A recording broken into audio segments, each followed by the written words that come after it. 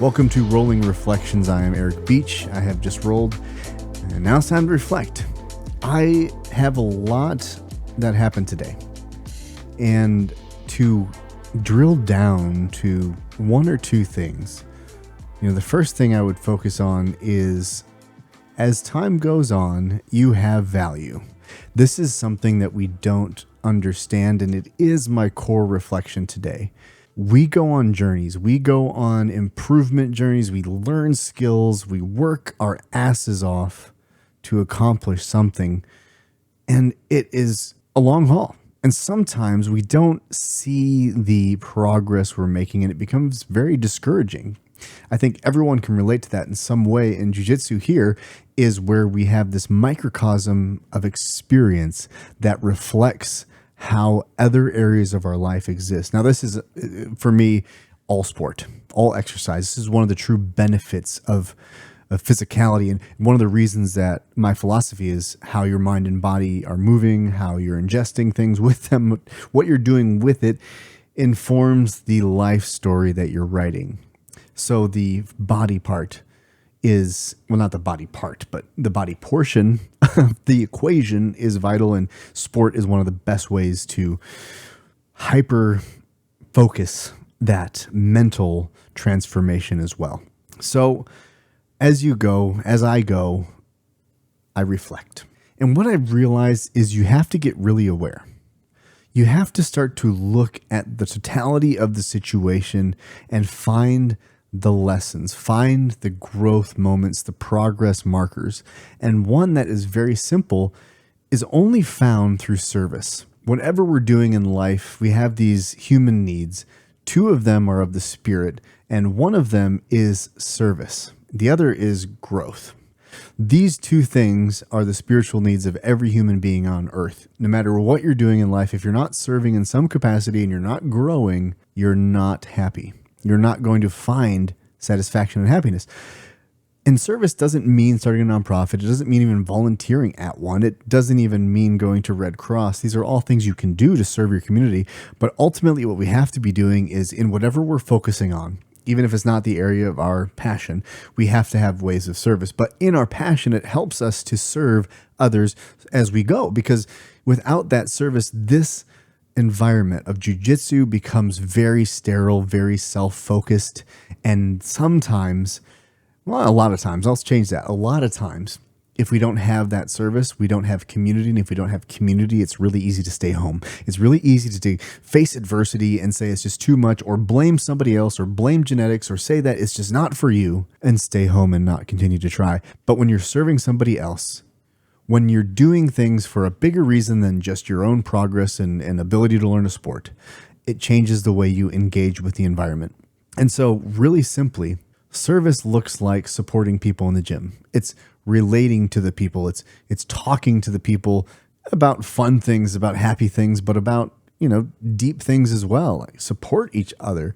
And it doesn't have to be trauma. It doesn't have to be overcoming grief. I think it's important that we all have those people in our lives, but they might not be in our gym. They don't have to be, but I do think it works out that way in a lot of cases. But today, my reflection and how that manifested and how I found that marker that said, hey, remember service? Because sometimes I forget.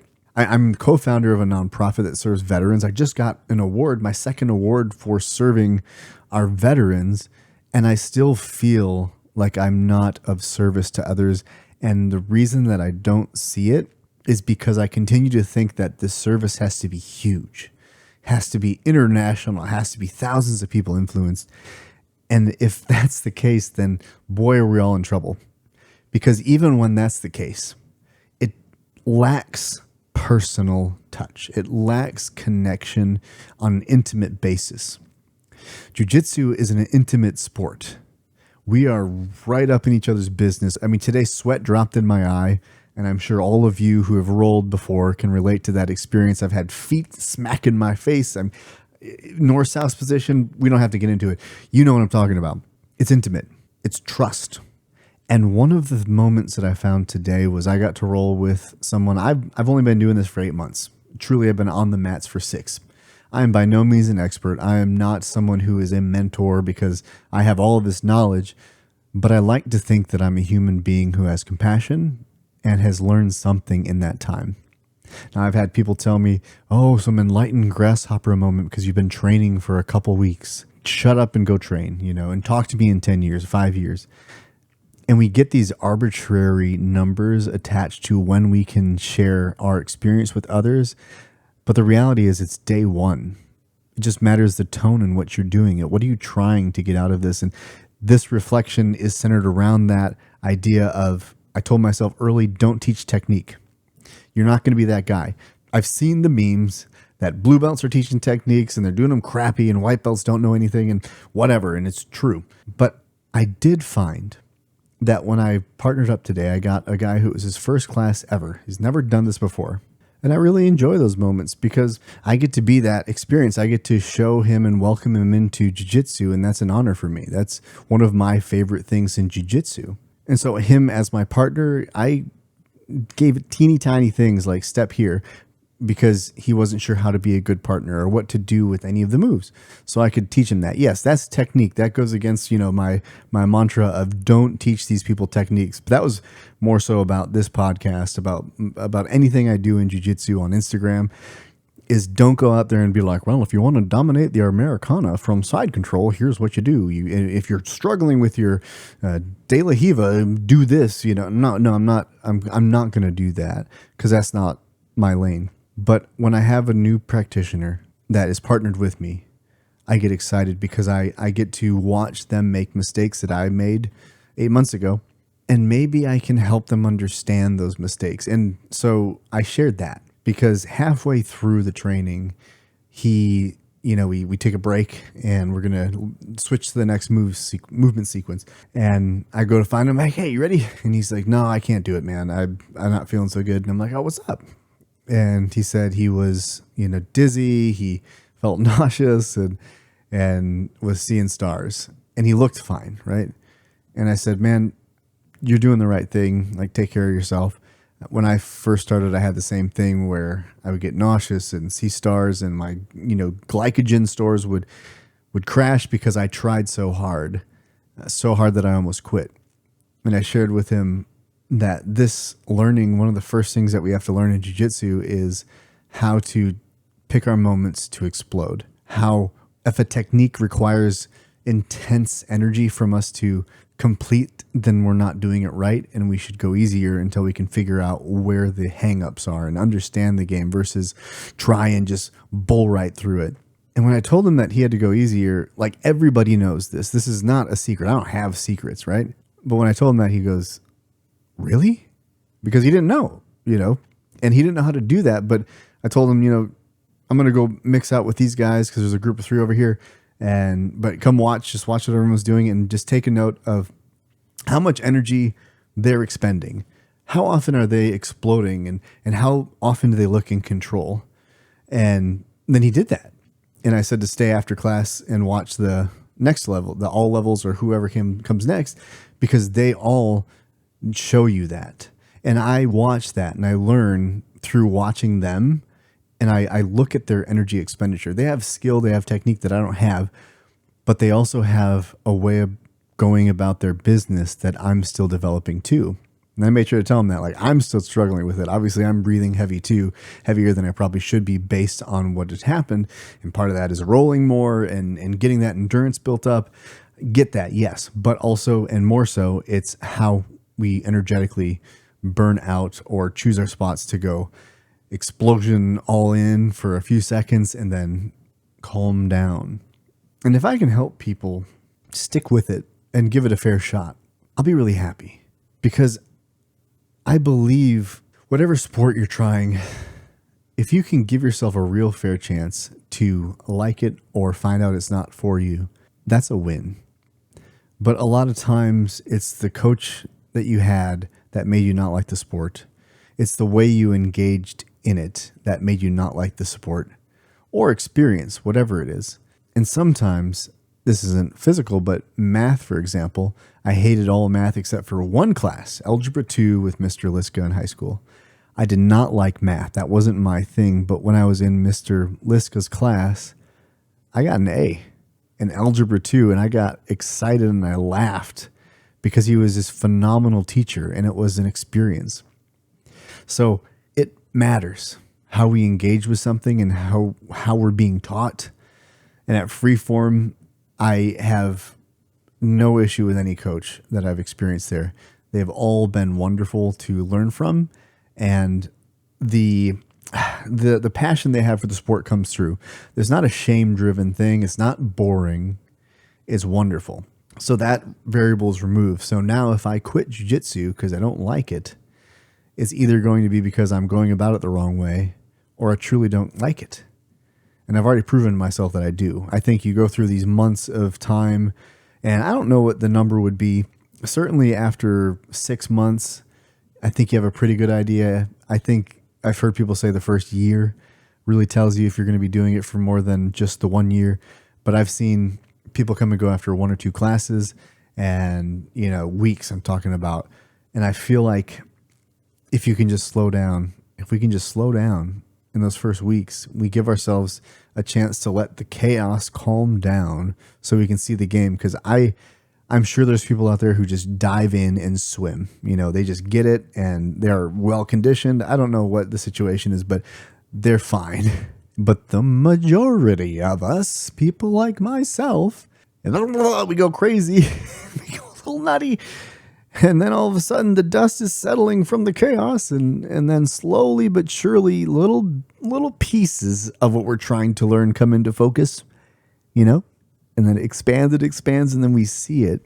Maybe we're not good at it, but we see it. And getting to a place where you see it, there's incredible victory there. And I'm emerging into that. I'm still flopping around, and I get today in situations, which is my last reflection, is, sometimes you feel really comfortable with the technique and sometimes you just get smashed, and sometimes it's in drilling, you get it and it's sloppy. It's not great, but you get it. And then you go to a live sparring situation and it's just gone, and so we did some live sparring from a single leg, and I couldn't, when I was the one grabbing the single leg, I couldn't take him down. And then, we would go to the ground and I would switch to a double or, whatever to try to get him down. And I just couldn't get the technique that we learned after I picked up his leg and I went for the heel, to put it under my armpit.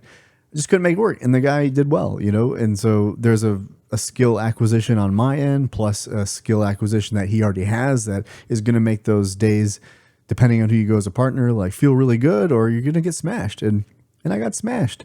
It was survival, and that's fine. But early on in that experience, when I first started, there were days like that where I just felt like a piece of garbage, because in my mind, I had this 50% rule that said, as long as I was better than half the people or faster than half the people, then I was good. If I finished high school in the top 50%, I was above average. And that was just some weird metric that I got. But applying that to my jiu-jitsu, I still have that, where I want to be better than half the people in the room. But it's a fallacy, because ultimately it comes down to your partner on that day, or that skill set, where one day I can maybe have him if we start this way, and then another day he can have me. It doesn't matter. Like, winning and losing in the gym doesn't matter. What matters is what you're telling yourself after the win or loss, or you don't want to call it that. After the roll, after the sparring, what you're telling yourself, that's what matters. And the transition that I've been experiencing is not feeling shame or embarrassment, although there's still some of that, because you'll have like the brown belts that are coming in for the next class, getting a drink of water, and they just watch you get smashed to the mat, and you're like, oh no, but they don't care. They're just getting water. I'm sure they have better things to do with their time than talk trash about white belts and how, oh man, he's got a long way to go, But that is my second reflection. Another progress marker. The reflections today are progress markers, and one of them was helping another person, and then being able to see and witness how you've learned something.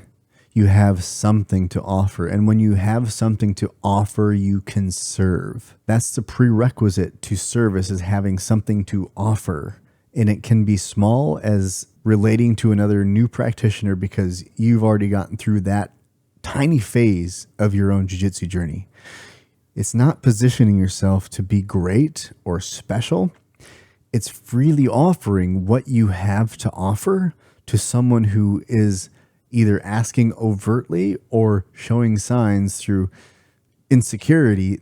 They might need what you have to offer. And that offering is simply a connected conversation. Doesn't matter your belt color. It doesn't matter your experience level. Everyone is qualified to have a connected conversation. And if you're connected within your gym, it's a higher chance that you're going to stay. Because even when you're away, you want to get back because of the people in your gym. And I want to be one of those people. And I want you to be one of those people. I think we all want to be one of those people, because this is a hard sport and it has to mean more than just smashing each other to bits. There has to be more that calls us back to the mats, that enhances our life. The confidence from learning how to defend yourself or knowing that you have body control over another person is fantastic. Yes, I get it. But the ability to relate to others, and in an intense situation where there is lots of stuff going on and a lot of emotions can be flared up and frustrations can be bubbling underneath the surface and explode one day, these are situations where we need community most. But these are situations where we can also grow the most if we set ourselves up through things like reflecting, through things like conversation, and through things like recognizing the progress moments that have occurred and realizing that we have something to offer because we have learned and we're human beings relating to other human beings. You don't have to be the savior. You just have to be a friend.